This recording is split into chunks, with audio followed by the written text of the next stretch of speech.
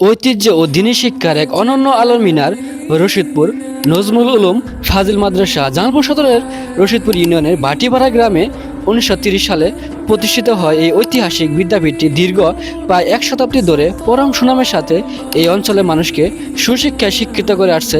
মূলত নজমুল নামক এক ব্যক্তিবর্গের অবদানের প্রতি শ্রদ্ধা জানিয়ে ও তার নাম অনুসারে এই প্রতিষ্ঠানের নামকরণ করা হয়। এখানে কুরআন হাদিস ও ইসলামিক শরিয়া শিক্ষার পাশাপাশি বাংলা ইংরেজি গণিত সহ আধুনিক ও যুব উপযোগী বিভিন্ন বিষয়ে দক্ষ অভিজ্ঞ শিক্ষক মণ্ডল দ্বারা মানসম্মত পাঠদান করানো হয়। ইবতেদায়ী থেকে শুরু করে ফাজিল পর্যায় পর্যন্ত শিক্ষার্থীদের মেধা ও নৈতিকতার সমন্বয়ে গড়ে তোলার চমৎকার পরিবেশ রয়েছে এই প্রতিষ্ঠানে।